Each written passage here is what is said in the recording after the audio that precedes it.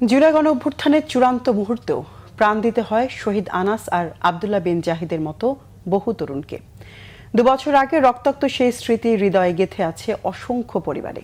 কেউ রক্তমাখা শার্ট আর কেউ বা ছেলের লেখা শেষ চিঠি আঁকড়ে ধরে বেঁচে আছেন নতুন বাংলাদেশ গড়ার আশায়। পরিবারের বাধা উপেক্ষা করে বিপ্লবে নামা সেসব ছাত্র জনতার আত্মহুতি ভবিষ্যৎ প্রজন্মের কাছে অনুপ্রেরণার উৎস হয়ে থাকবে বলে মনে করেন সাবেক অন্তর্বর্তী সরকার প্রধান ডক্টর মোহাম্মদ ইউনূস। জাতি পথ হারালে এই জাদুঘরেই নতুন পথের দিশা পাবেন বলে মনে করেন তিনি। জিয়াউল হক সবুজের রিপোর্ট। 5 অগাস্টের সকাল, কারফিউর মধ্যে তখন রাজধানীতে শুনশান নীরবতা। গোলাগুলির মধ্যেও জয়ের খুব কাছাকাছি মুহূর্তে ঘর থেকে বেরিয়ে প্রাণ হারান আনাস ও আব্দুল্লাহর মতো অসংখ্য ছাত্র জনতা। 2 বছর আগে এই দিন এই সময় আমার আনাস পৃথিবীতে ছিল।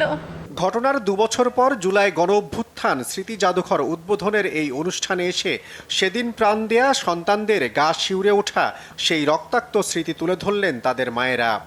2024 সালের 5 August long march to Dhaka কর্মসূচিতে যোগ দিতে সেদিন সকালে কাউকে কিছু না বলে গ্যান্ডারিয়ার বাসা থেকে বের হয়েছিল আনাস। বের হওয়ার আগে সে একটি চিঠি লিখে গিয়েছিল। আনাস তার চিঠিতে লিখেছিল, মা, আমি মিছিলে যাচ্ছি, আমি নিজেকে আর আটকে রাখতে পারলাম না, সরি আব্বু জান, তোমার কথা অমান্য করে বের হলাম। উচ্ছ্বসিত হয়ে বলে, আম্মু আমি একটু বিজয় মিছিলে যাই।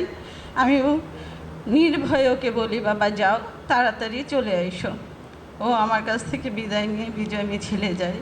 এটাই যে আমার বাবার জন্য আমাকে দেওয়া শেষ বিদায়, সেটা আমি বুঝতেই পারি নাই।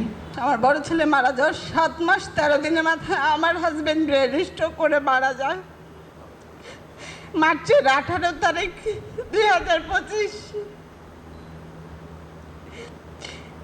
এই পথ চলাটা একটা মার জন্য কতটা কষ্টদায়ক সেটা শুধু সেই মাই জানে। প্রধানমন্ত্রী তারেক রহমানের উপস্থিতিতে উদ্বোধনী অনুষ্ঠানে সাবেক অন্তর্বর্তী সরকারের প্রধান উপদেষ্টা ডক্টর মোহাম্মদ ইউনূস বলেন, এই জাদুঘর শুধু স্মৃতি সংরক্ষণের জায়গা নয়, নতুন বাংলাদেশ গড়তেও অনুপ্রেরণা হয়ে থাকবে। আমরা নতুন বাংলাদেশ গড়তে চলে গেলাম। এই হলো এই জাদুঘরের বৈশিষ্ট্য। এখান থেকে নতুন যাত্রাপথ রচনা হবে। আমরা পথ হারিয়ে ফেললে এখানে এসে পথ খুঁজে নেব। আমরা যদি আমাদের চিন্তায় কোনো গাফিলতি আসে, আমরা এখানে তার ঠিকানা বার করব। আমরা নতুন সূত্রে আবার যাত্রাপথ শুরু করব। এটা এমন এক জাদুঘর যে বাংলাদেশের যত তরুণ তরুণী, যত নাগরিক আছেন, সবাইকে যেন একবার দেখার সুযোগ হয়। ডক্টর মোহাম্মদ ইউনূস বলেন, মানুষ ঐক্যবদ্ধ থাকলে দুর্ভেদ্য মনে হওয়া সকল কাঠামো যে বদলে দেওয়া সম্ভব তা শিখিয়ে গেছে জুলাইয়ের আন্দোলন। আত্মমর্যাদা নিয়ে, সাহস নিয়ে আমরা আমাদের বাংলাদেশ গড়ে তুলব। জিয়াউল হক সবুজ, বাংলা ভিশন, ঢাকা।